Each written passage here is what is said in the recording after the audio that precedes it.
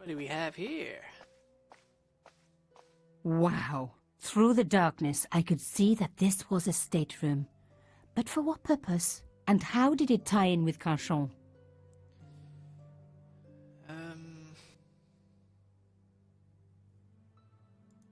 There is nothing. Any lights? I think. I'm sure there's another room out here. Come on, hurry up. Yeah. Amazing. The thing still worked. The room lit up bright as day. Right, back in. See what we find.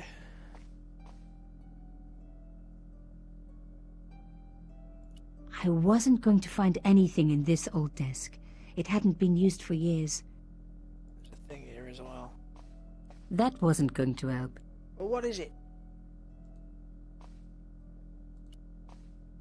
A slot next to the safe door. All I had to do was find something to fit into it. It was like being back in kindergarten. All I needed now was a shape that would fit the slot. I want to guess this. No. A door like that always has something important behind it. I had to find a way to unlock it. So I was looking at hinges, okay.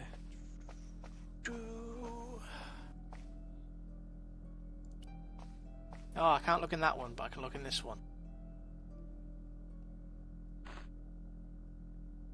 Anything?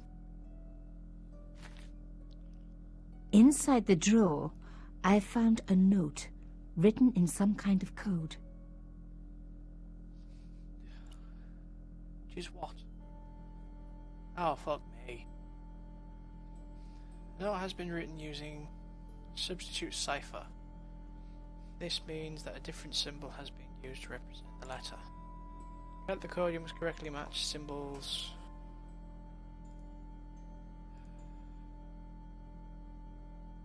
Oh god.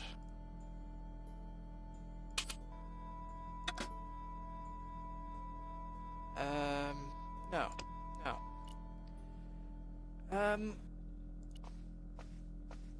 It was pretty clear from the lack of dust that someone had been working very recently at this desk. Oh my god. It's you! The sheet was a printout with my personal information. Everything from my favorite food to my waist size. They were right about chocolate, but come on guys, I'm a size 10. There was even a picture of me, taken with a telephoto lens. Carchon wouldn't have taken these pictures himself. This was big and organized. I was part of it, and people were getting murdered. This was the article I'd written about the costume killer. My suspicions were right. Carchon had cut it out. 2 businessmen had been killed. One in Italy, one in Japan. In each case, the killer had worn a costume. A penguin, and then a snowman. But that wasn't the only link between the 2 murders. Both the victims had been big media do-gooders, and I proved they were just the opposite. So, how did they fit in with Carchon? I know, but I'm not going to ruin it just yet. My articles about the costume killer. Coffee. The dregs at the bottom of the mug hadn't dried out or gone moldy. It wasn't more than a day old. Okay, is there anything else? No. Anything else in the drawer?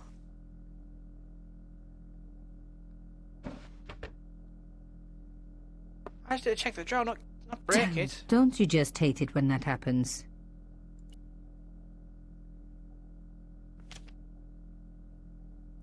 A photo, long lost, had fallen down the back of the drawer. It was very old, but there was no mistaking the guy in the foreground. Carchon. Behind him were soldiers, a burning village and a corpse. The photograph was cropped on the right-hand side. Somebody else in the picture obviously didn't want to be in it anymore. I wasn't surprised. This was Africa in the 60s. An uprising was being brutally suppressed. And here was Mr. Media himself, Carchon, doing the suppressing. The photograph was not just powerful evidence. It was also my ticket to one explosive story. There was nothing else in the drawer. The drawer had come out easily enough, but wouldn't fit back into place. Is there anywhere... Oh, well, that probably has it. Hopefully. The flags had faded, but their message was still pretty clear. Fascist regalia, a message of hate. The flags had faded. Yeah, come on. Fascist. Oh, this one. I wasn't going to find anything in this old desk. It hadn't been used for years. You check the other one? Lady Justice stared out from a stone door, which was locked and reinforced with steel bands. Hang on.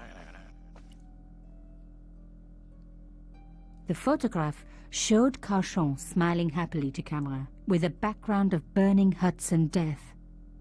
Rolling out the painted cylinder, it read, Yeah.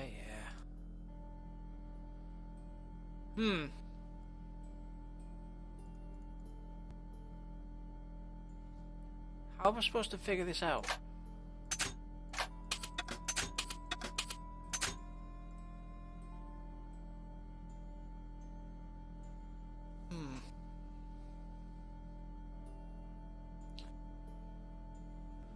I had decrypted Finally! the note. It read, Pierre, full report to follow. But this is too urgent to wait. Arno and Yamada both dead. This is not a coincidence. Indeed, it seems that all of us who came together in July are in danger. Take great care. X. I wasn't the only one to make the connection between the costume killer murders. I'd been right all along. That was why he had asked to meet me. But what did I know that he didn't? I had enough for a story. An amazing story that was going to make my reputation and blow Carchon's to pieces. I needed to get home fast and start typing. Hooray! That evening.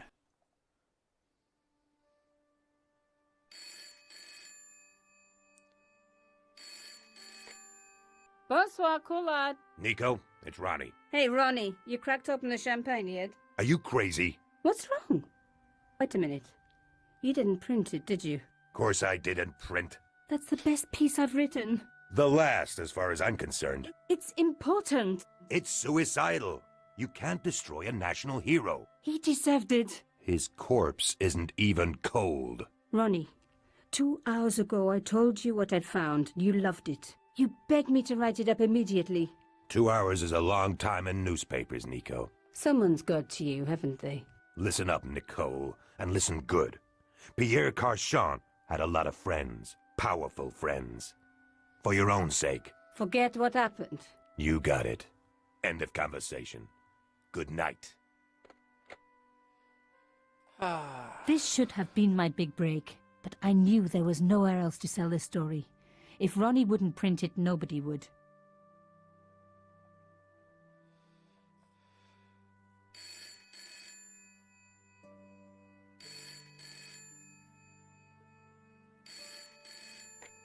Bonsoir, Collard. Mademoiselle Collard, my name is Plantard. I need to talk to you about your story. Your Pierre Carchon story. How did you know about that? There are people out there, madame, who will be very upset by this story. Oh, really? Well, it's their lucky day. It's been spiked. Yes, I know. We must meet. We must? I have information relating to your costume killer stories. Tomorrow morning, 8 a.m., Café de la Chandelle Verte, Rue Alain Court. I shall be wearing a grey overcoat. You must talk to no one about this. You can't tell me what to... Tomorrow at 8. I'll be waiting. People complain about newspaper articles all the time, but not usually before they're printed. I was beginning to feel scared. This guy, Plantard, could I trust him? Should I meet him or forget the whole business? I didn't have an answer. You should go meet him. thus the actual game, begins. I'd only been in Paris for a week, but already I'd fallen in love with the city. My latest discovery was a little cafe, La Chandelle Verte. I was pretty sure the waitress was taking a shine to me. That old Stobart charm, I guess. The old animation, yay! Little did I know my reverie was about to be so rudely interrupted.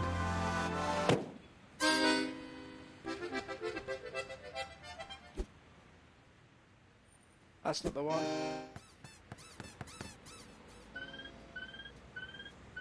Boom!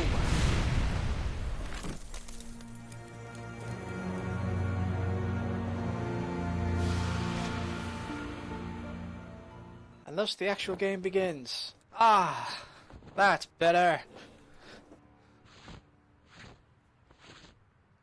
As I picked myself up, I was really angry. 1 minute I'm on vacation, the next minute some clown's blown me up.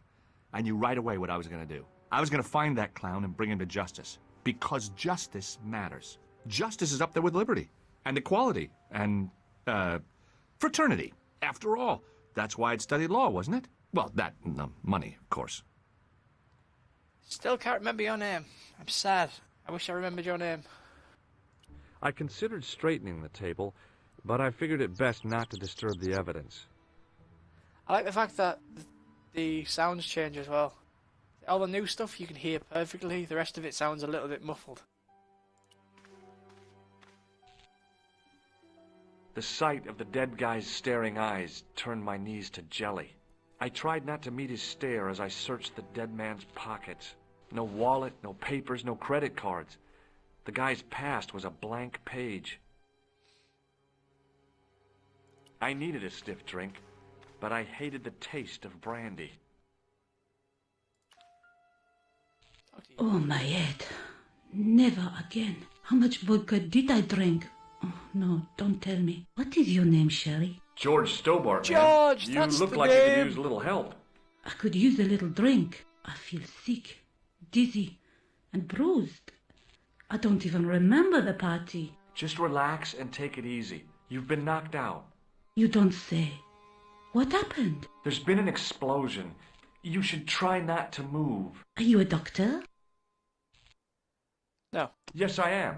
I studied well- under Dr. Benton. Who is he? Only one of the most brilliant medical minds on this planet. He taught me everything I know about medicine.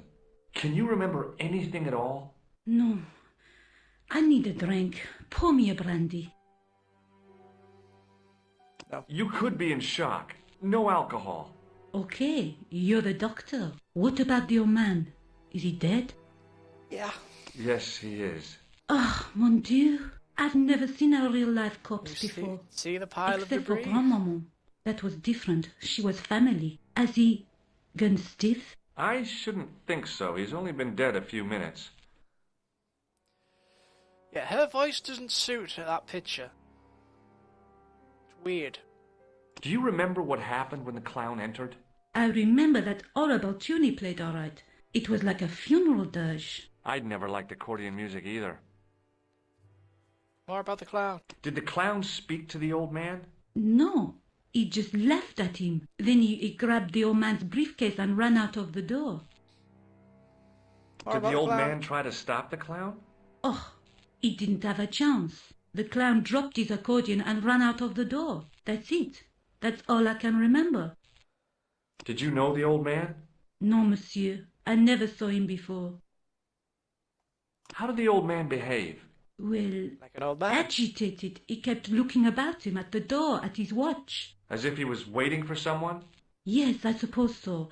He Like was a worried clown? about something, that's for sure. If you ask me, he was having an affair. He had that look about him, like a guilty husband. Did you see what the old man had in his briefcase? No, he didn't open it. What did the old man do when the clown snatched his briefcase? Nothing. He just sat there like he was frozen.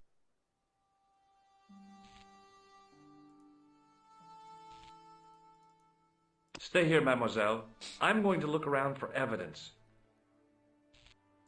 Right, let's leave. That's all we can do. Ooh, a paper.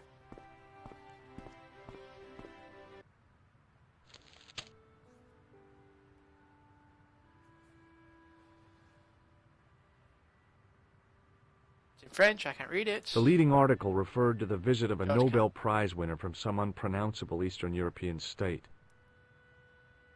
The column was devoted exclusively to rumor, gossip, and sensationalism. The column was devoted The leading article referred to the visit of a Nobel Prize winner from some unpronounceable Eastern... That one. I noticed the writing at the foot of the page. It read, Salah Eddin, 1345. Why does that name ring a bell? The big story was about the brutal murder of a French media magnate, shot down in cold blood. The guy oozed confidence, like a regular French statesman. Right, enough of that. So the clown went this way. If I remember rightly. The clown had fled into this alley, but there was no sign of him now. Climb this. I took a deep breath Alright. and prepared to climb the drainpipe. I guess the clown had an escape over the rooftops. Well, especially since it stopped there, you got no chance. What's in this bin? Is he hiding in the bin? Nope. Hello, Mr. Cat. What's this? There was nothing of interest. He's gone down there. But I don't have anything to open it. I can't open it with my hands, can I? Nope. Definitely not. The cover was too heavy and awkward to lift with my bare hands. Right, let's move on. Let's go over here.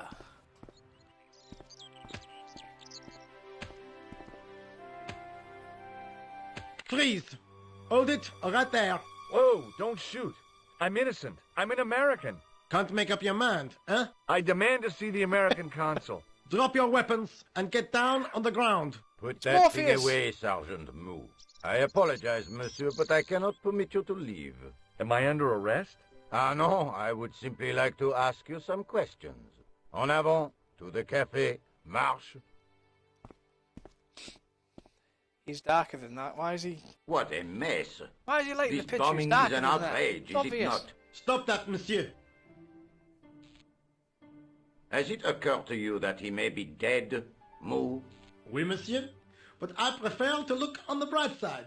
Besides, I recall a case where the killer escaped by feigning death. However, in this case, the man is quite dead.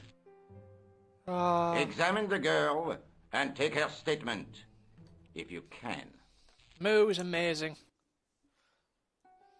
Et maintenant, to business. Your name, please? George Stobart. I'm from California. And what brings you to Paris, Monsieur Stobart? Travel. I'm touring Europe. You chose well. The city is most beautiful at this time Yeah, of year. look around you.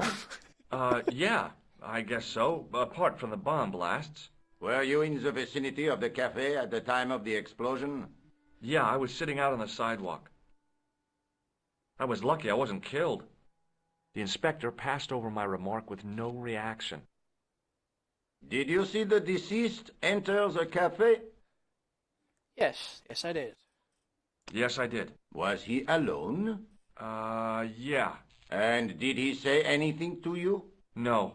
He was more interested in the waitress. Did you see anyone else in the cafe? Yeah, there was a guy dressed as a clown. He was carrying an accordion. An accordion? Bon. The picture is forming in my mind, and it is not a pretty one. Is the girl all right, Moo? She'll live. She confirms the doctor's statement. Oui? You did not tell me you are a doctor, monsieur? Oh dear. No, that's right. I didn't think it was relevant. Eh bien, I have heard enough. What do you mean? I am satisfied that you know nothing. You may leave. Enjoy your vacation, Dr. Stobart. What about my personal safety? Can't you at least give me some advice? What can I say? Stay alert and look out for suspicious characters. And don't cross the road until the little man shows green. Great advice. I honestly believe you are in no danger, monsieur. Should you remember anything of importance, please contact me. my card. Thank you, Moo. Oh, man. Thanks. That is all. You may go. There's not much to go on, monsieur. On the surface, no. But what lurks inside the subconscious? If the door can only be opened... Are you serious, monsieur? I thought your interest in psychic detection was purely academic.